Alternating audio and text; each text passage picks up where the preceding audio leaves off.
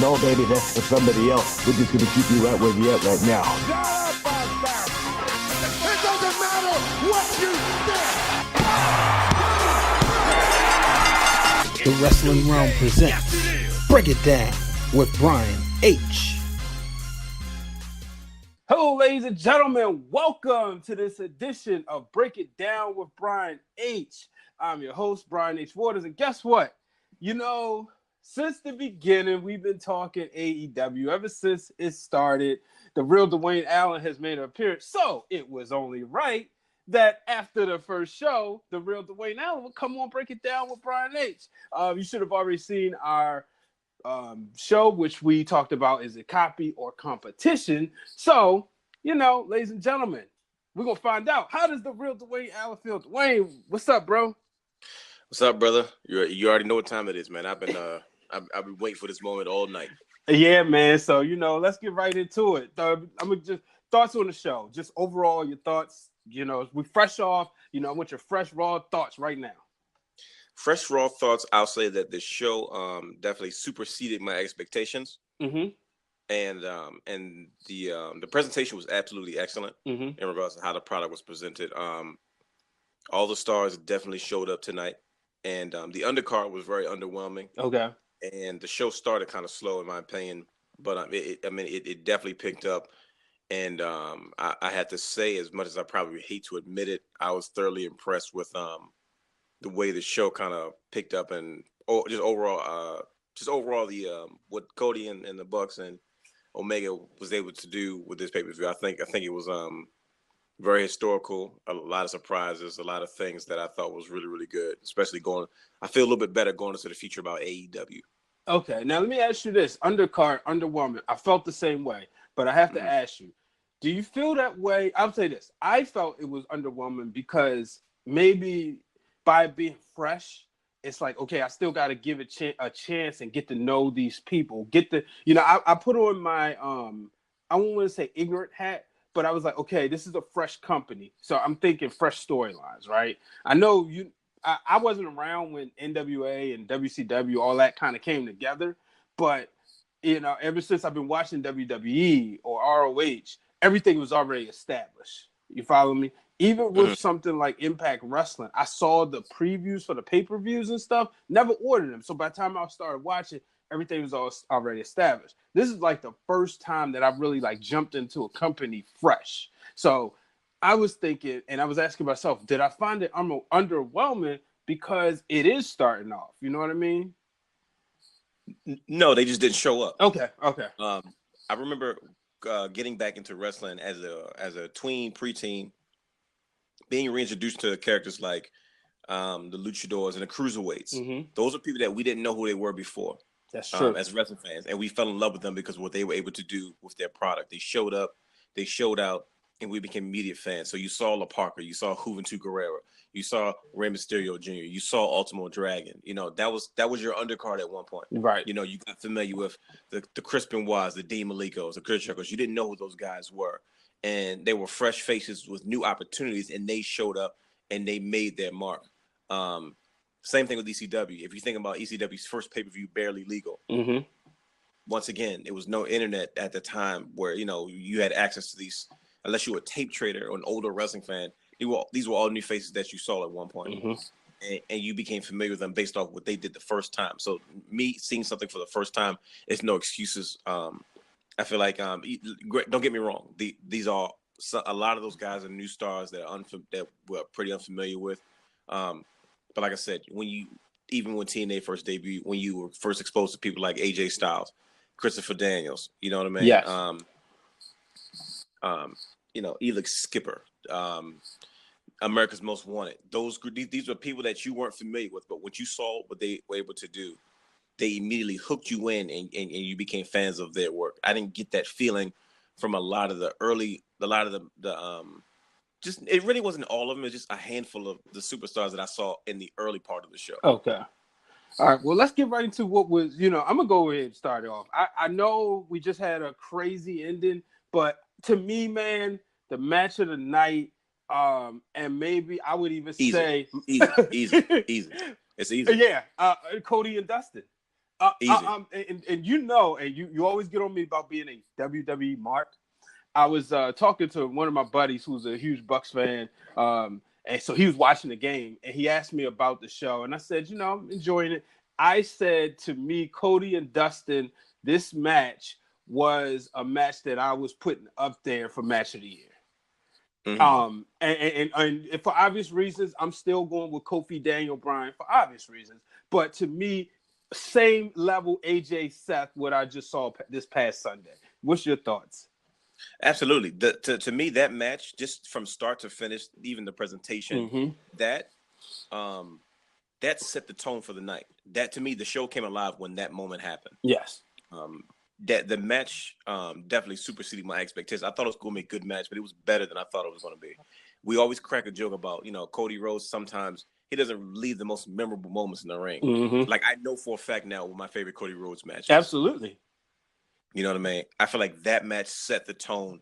And what better person to do it? I mean, the guy that's kind of running the company, him and his brother, the Sons of Dusty. I mean, that to me, that match solidified what AEW either is, was, and where it's going to go and what's it going to be. I was thoroughly impressed. I was like, so you know what? This is the match I wanted to see, and I did not. I was like, who's going to follow this? It was a tough follow. Absolutely, man. I was so surprised that they put it on early, but it was the perfect timing because the show, like I said, the show picked up from that point. To me, from another level. It's like watching Raw's War back in the day from 9 to whatever, and then when Warzone kind of clicked from 10 to 11, it's like, okay, it was a different show. Mm-hmm. So yeah, that's when the show came alive for me. But let's talk about, before we kind of get into the match a little bit more, Cody Rhodes coming out there making a statement with his entrance, right? The chair, the throwing it, the shot at Triple H. What was your thought when you saw that? When I saw that, I said, this will forever be the moment that defines what this company is. Mm-hmm. This will define AEW. Like every major wrestling company has that moment in their history that you kind of say, okay, this image right here solidifies. This is when the company became this company. Mm-hmm. WCW is always when Lex Luger showed up on the first Monday Nitro. Right. You know what I mean? That kind of, to me, that was the firing of the first shot when it came to the war. But I mean, when I saw that, I was like, okay, I had an attitude. And we talked about this before. I had an attitude before because I hated the digs at WWE. Because I'm like, see, stop taking digs at WWE. Let your product stand on its own. I don't mind the shots, but you got to do it in a way where it actually means something. Absolutely. So when they first came out, it rubbed me the wrong way when they did the whole 20,000 thing and like, oh, you got to round up. That's what you do. I'm like, see, this is what I'm talking about. This is the childish stuff that you guys do on your show. I don't need that for your wrestling product. Uh-huh. But this right here, that statement, I'm like, okay, that's how you make a statement. I mean, you felt it from the very beginning. The minute that throne showed up with the skulls on it and in gold, everybody knew exactly what it was. He said, oh boy. Mm-hmm. And when he walked down that aisle, everybody knew what was going on. And his wife held a sledgehammer and handed it to him. Mm-hmm. And when he turned back around and he took that sledgehammer and he destroyed that throne, I said, wow. Like I felt it. And everybody in that arena stood on their feet and they went nuts. Before he even did it, they knew what was coming. To me, that moment right there solidified AEW. I said, this is AEW. This is where they stand. And then as he struck it, his wife screams out in a loud voice, break it down. I said, oh, man, that is what I'm talking about. I said, that's what makes you a wrestling fan. I said, that moment right there is going to live on in history. I mean, we don't know the conversations. We could think what we saw. We could think what we know as far as what went on backstage with them two. But at the end of the day, we don't know. You know what I mean? And what I saw was a guy who finally was able to break out on his own and kind of do wrestling the way he envisioned. And that right there was like, y'all not holding me back. Y'all can't stop me. And I'm going to, like you said, this showed what AEW is moving forward, and that will forever be on the montage packages. However long this company sticks around, that's going to forever be on the montage packages, man. I mean, well, think about the conversation. The talk of the town was when they wanted to do Cody versus Dustin at WrestleMania, there was been talk that they felt that it wasn't a big enough match for WrestleMania. Mm-hmm. You know what I mean? And then also, let's not forget, Triple H took a lot of shots at AEW at the Hall of Fame. Yeah. You know what I mean? I'm like, he didn't hold back at all. No, not at all. And for Cody not to address anything and kind of keep quiet and respond in that way, oh my gosh, no pun intended, had so much more of an impact that I could have even imagined. I was thoroughly impressed. You know me, I was like, that was good. I said, that's what this show needed. And I mean, like I said, it just solidifies that moment in history forever in wrestling lore. It'll always be there. Yeah, I mean, I loved it. But you know, kind of getting into the match, man. Did you not think of Dusty when you started seeing color? Of course, you knew it was gonna be color. You knew it was gonna be color. And I was. It's funny because when he first hit his face on the turnbuckle, I was waiting for something, and it kind of gave it a minute, and then he kind of disappeared from the camera for a moment. Then he came back, and I'm like, oh, there it is. There's the Crimson Mask. It was going to be either Goldust or Cody, one or the other. They were going to make sure they had that color in that match. Yeah. And you know what? The thing is, they took me for a ride. That's all I asked for in a wrestling match. Absolutely. Some matches, I mean, we've been watching wrestling long enough where we know who's going to win, who's going to lose at times. Not all the time, but at times. I remember when the match was first made, I said, before I could even get said, who goes over? He said Cody, when we talked offline, as we always do. And so we knew Cody was going to win, but how was we going to get there? That was the question, Absolutely. And they took us for a ride because there was many points where I was like, wait a minute, Dustin might win this thing, but how you feel about afterwards?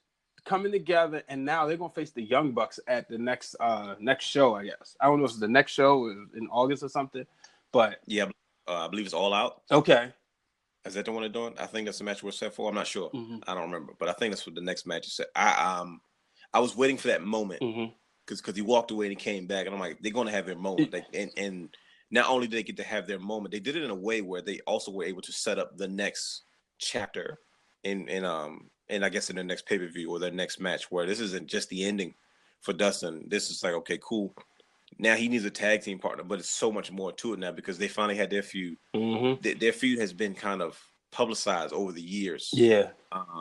And the fact that he says, I need my older brother, because they're facing a set of brothers. Yep. And the Young Bucks. You know what I mean? So it only makes sense. So now, not only did you get to have your brother versus brother, this is for our dad moment. You also used it to help set up the next feud going forward. And I'm like, I don't know who put this together, but this is working out very well. Like I said, I was thoroughly impressed. Yeah, man. I mean, I'm just as a wrestling fan, man, I have to say, like, this made me like really enjoy it. During the preview, during the pre-show, my wife had came home in between stops and she went out and she saw the what you call it, the I don't want to say the YouTube, the pre-show, and she saw the arrival, and of course they had their dog, so her and her best friend are sitting there, and they animal lovers, so they got the dog caught their attention.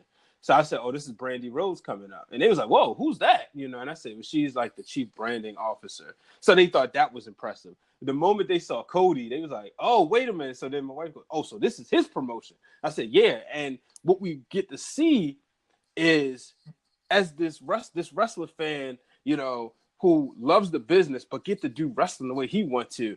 And I'm just wondering how much of the Dusty influence that we're going to see moving forward. You know what I mean? Dusty was known for his broken toys. What are we going to see from Cody? And like you said, that match and that storyline was put together, so that makes you, I know it makes me excited for the company moving forward. I mean, naturally, like I said, Cody has to kind of come into his own. He's got to develop his own style, but I mean, it's in his blood. I mean, I know we talk about it all the time and we kind of put it out there as fans, but I think Cody has Cody has traveled globally and almost worked in every major promotion outside of WWE before he decided to go forward with this venture with All In and then later into AEW with this Double or Nothing pay-per-view. So he's had an opportunity to see a lot of different styles. And it's funny because I literally, watching the pay-per-view, I'm watching for all the little things because I'm not going to cut AEW any slack. I knew you would. You know what I mean? Because at one point, this was and All In was an independent super show. Now you consider yourself a national wrestling brand, so you're going to be judged completely differently. Yep. But I noticed the influence of so many other places that him and the Young Bucks have been, specifically New Japan. Okay. That I've seen. I'm like, you know what? I'm watching a lot of these influences in the matches. So it's like, man, you're kind of taking the best of each area that you've kind of been and taking away the things that you like about the places that you've been, and you're kind of adapting it into your own style. And I think as AEW continues to grow, we'll kind of see, what will be Cody's kind of lasting image of what he feels professional wrestling is and the product that he can put out on a weekly basis. And then, as far as their pay-per-views and stuff like that going forward. Yeah. Yeah, definitely, man. We could talk about, Cody and Dustin all night. I mean, it was just that good. But let's move on. So we know because of the pre-show that Adam Page would face the winner of Chris Jericho and Kenny Omega. And Jericho was victorious. What did you think of that match? Because I know you tweeted from the Wrestling Wrealm at Wrestling Wrealm Twitter account, Jericho Omega, they better bring it. What did you think? I thought it was a very hard-hitting match. I'll say this right now. Chris Jericho can't keep up with Kenny Omega. Okay. He cannot.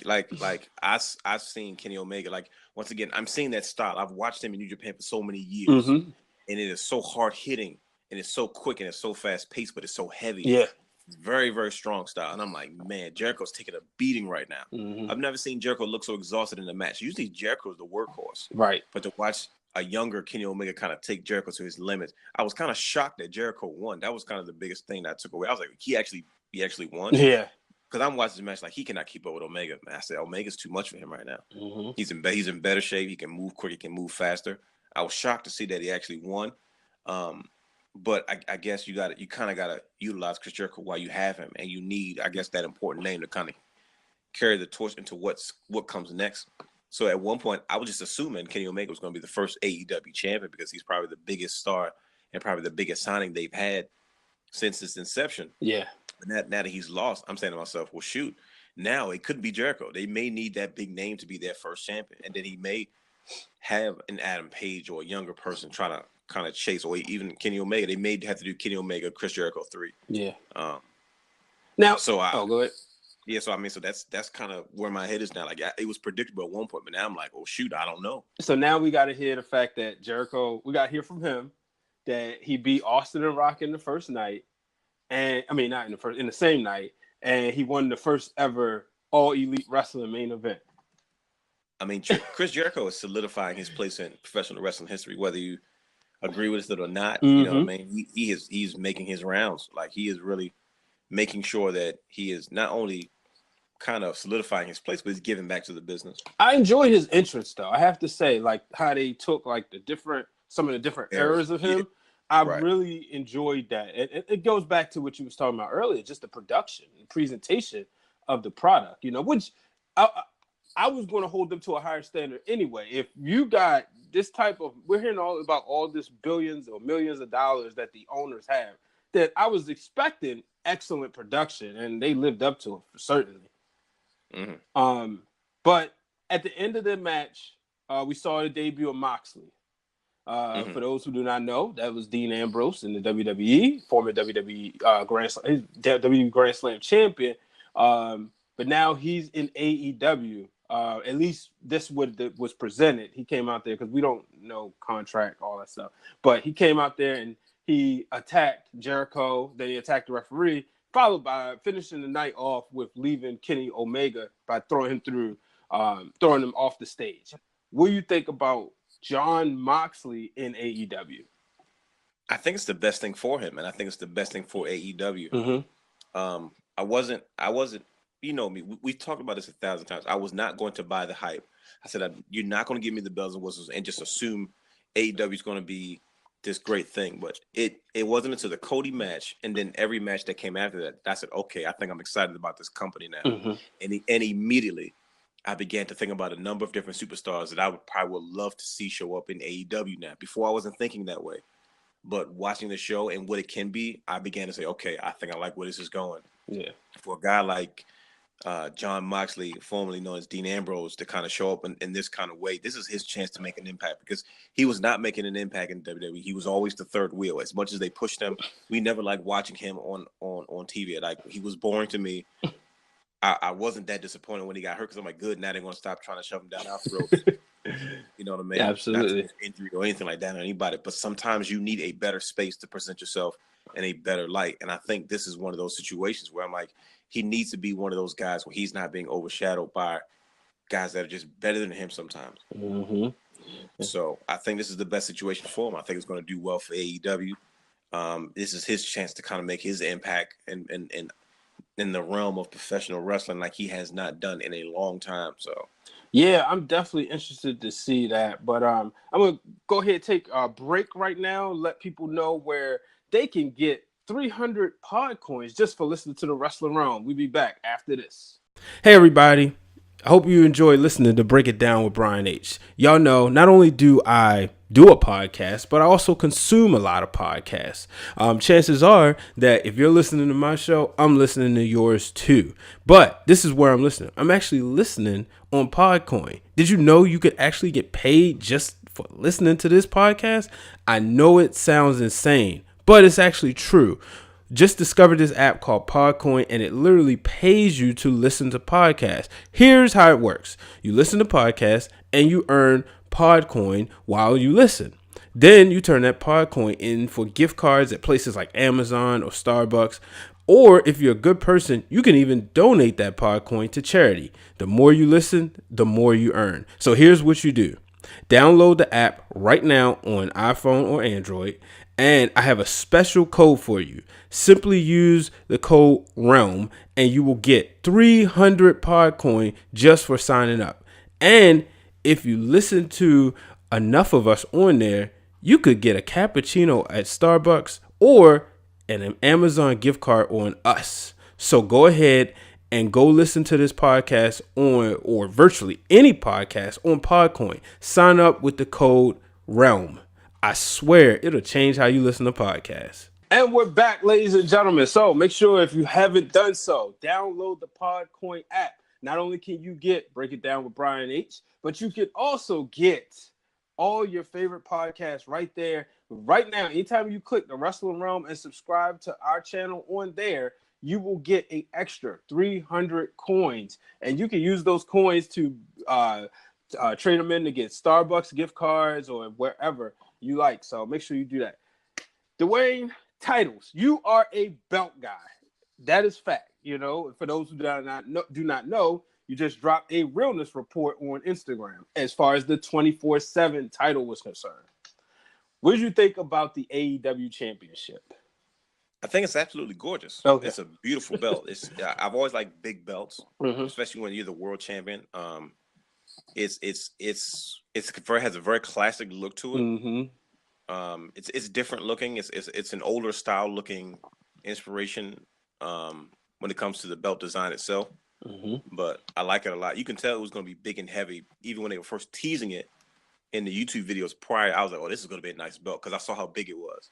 So I had a feeling I was going to like it immediately as soon as I saw it. But I think it's gorgeous. I love it. Very detailed. Like I said, everybody kept saying, oh, yeah, it reminds me of New Japan. I'm not sure if it's true or not, but I think it was created by Dave Millican, the Belt King, Reggie Parks and Dave Millican. So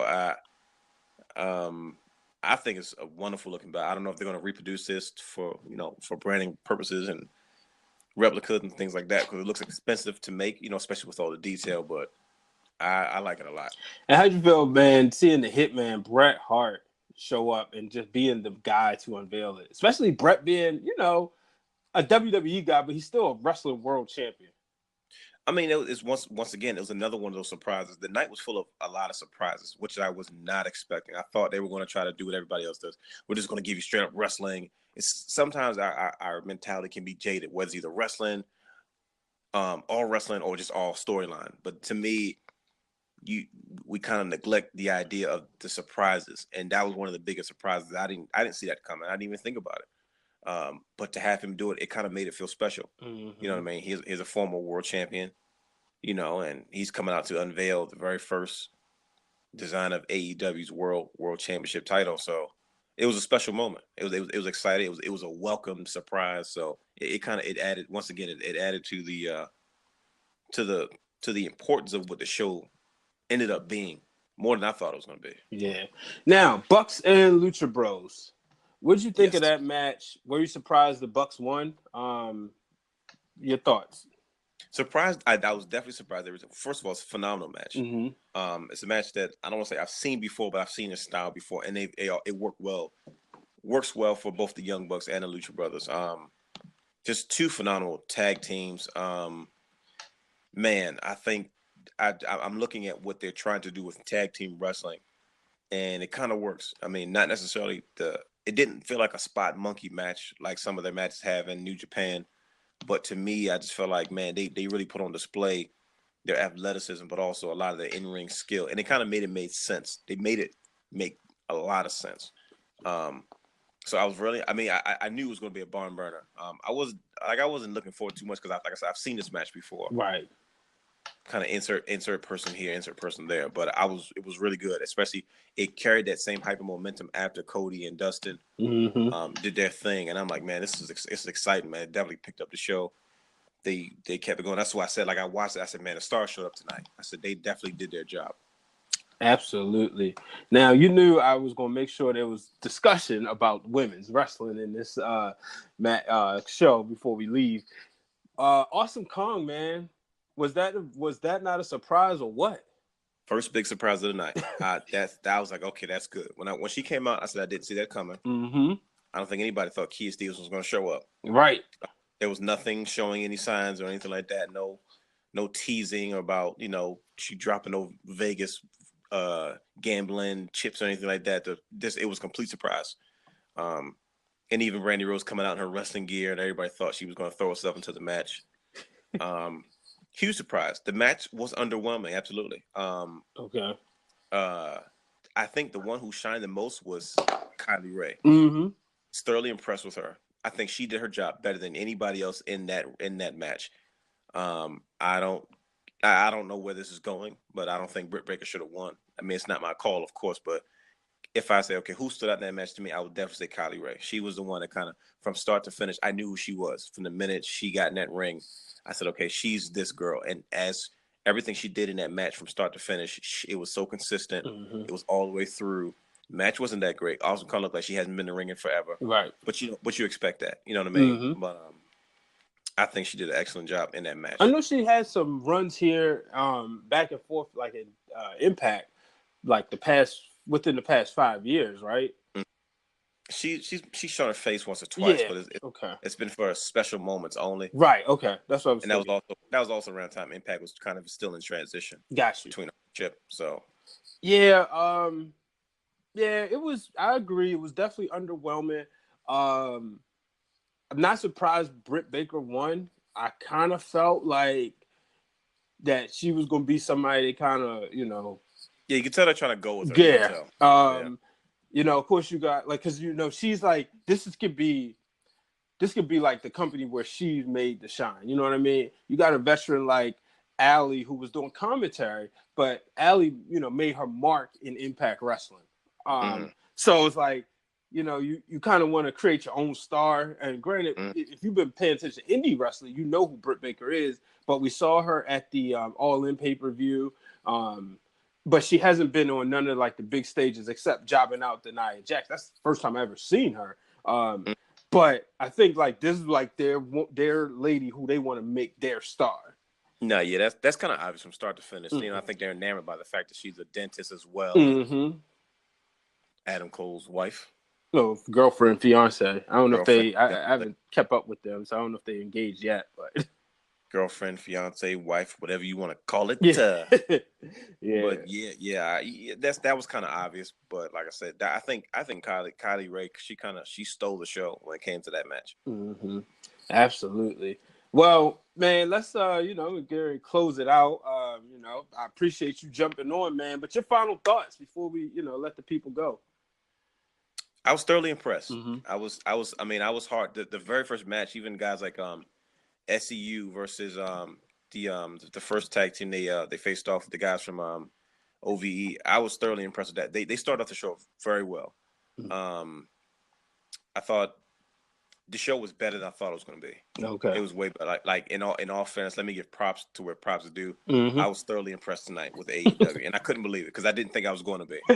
I was like, I'm seeing a lot of bells and whistles, man. I'm telling you, they better not get me all this hyped up. But I was thoroughly impressed. And you're not an easy person to impress, folks. I mean, I can say that. Like, I can honestly say, you know what? Okay, I'm not. I don't know what this means for the future. Mm-hmm. I'm not sure this is I'm not sure this is a crossover hit. Okay. It's going to be a hit amongst wrestling fans, of course. Mm-hmm. But I thought it was very well. The commentary was atrocious. That's one thing I could not let slide. Excalibur did an excellent job. trying to fill in the gaps. But Jim Ross didn't know anything he was talking about. Jim Ross was lost. I was just like, man, he didn't know his cues. I was like, see, that didn't sit well with me. Is it, Dwayne? Is it time for him to hang it up? I think it is, absolutely. And we don't get it twisted, folks. As wrestling fans, we love JR, but sometimes you can, like in sports, you can stay too long. Like Joe Flacco stayed with the Ravens a little too long. I'm happy he got a Super Bowl, but he stayed too long. And maybe that's like I'm not gonna be too long-winded about it, but at the same time, the night was also full of contradictions. You know what I mean? Mm-hmm. Cody Rhodes is always talking about, I don't want this to be a nostalgia act, but you're forcing JR down our throats. You know what I mean? Yep. It was a lot of little things like that I did not like at first. And like I said, a lot of stuff happened early on in the show, which is good because I kind of got it out the way. Mm-hmm. But the commentary was terrible. Even the debut, it's a lot of campy stuff in AEW just as much as you see in WWE. Yeah. So they can't sit there and say they don't do that stuff either. I took notice of that. The commentary team didn't really call the matches. They didn't call movesets. Right. A lot of people complain about the WWE style of commentating because they don't really call movesets anymore. But I'm like, they didn't do the same thing either on AEW. So there's a few contradictions here and there. But the Super Smash Brothers debuted and nobody knew who the heck they were. Oh, that's what that was? That was them, apparently. Nobody knew who they were. And the crowd is chanting, "Who are you?" And JR is like, I don't know who this is. Can somebody tell me who these guys are? And I'm like, it was stuff like that throughout the night early on that I was like, see, this is rubbing me the wrong way. But like I said, as the night kind of picked up and you kind of saw the meat and potatoes and the stars had an opportunity to shine, I think overall I was thoroughly impressed with the show. You know, plus and minus a few things, but it's the first one. But I mean, AEW definitely has my interest. So I'm looking forward to what happens next. I'm gonna tell you, man. I'm excited. As a wrestling fan, I want an alternative. You know, I know, like I said, I put it out there. You always say, come on, you WWE Mark. Come on, open up. And I've been trying, but sometimes this stuff doesn't keep my attention. I watch stuff, but it doesn't keep me. Like Impact Wrestling, I really want to enjoy it, but when it's hard to find your product, it's kind of hard to enjoy it. AEW, we know we're getting on, they're going to be on TNT. So I'm excited for that. I'm excited to, make sure it's on my DVR. So if I can't watch it live, I'll go back and watch it. And I'm excited to talk about it on the Wrestling Wrealm. We don't just want to talk WWE. We want to talk wrestling, but give us something good to talk about. It made me want to watch more wrestling because it kind of made me have an appreciation for the business. Mm-hmm. It kind of brought that love back for wrestling. Like, you know what? I don't really know some of the guys I'm looking at, but let me go back and just start looking at the guys that I'm familiar with. We take for granted all the other promotions, your Ring of Honors, your New Japans, your MLWs, your ROWs, stuff like the Royal Wrestling. Excuse me, they don't want to be called ROW. World, the reality of wrestling. Different products that we enjoy in the NWA with people that we are familiar with. You know what I mean? Mm-hmm. And watching AEW tonight, it made me say, man, I wish so-and-so was here so I can see them in this platform or see this superstar have this opportunity on this level versus these other guys I'm just not too familiar with. Yeah. So, I mean, as a wrestling fan, I mean, you can't ask for any more than that. I mean, I think this show was actually better than All In. I was getting ready to ask you. I thought the only thing I didn't like this time versus All In. All In's over budget battle royal was better than this year's over budget battle royal. Mm-hmm. So. Yeah, I agree. Well, folks, we're gonna wrap it up. Dwayne, tell them where they can find you. You can find me on Twitter at Dwayne Allen 24. All right, you know where to find them. Make sure you tweet them. You follow me at Brian H. Waters, and of course, tweet us both at Wrestling Wrealm. And make sure you subscribe to us right here on YouTube. Or if you're listening, make sure you subscribe on Apple, Google, Podbean, Podcoin, you name it, we're there. Till the next time, folks, I'm Brian H. Waters. So long, everybody. Thank you for tuning in to this week's episode of Break It Down with Brian H. Hit the subscribe button and turn on the bell so you get notified every time the Wrestling Wrealm posts new content.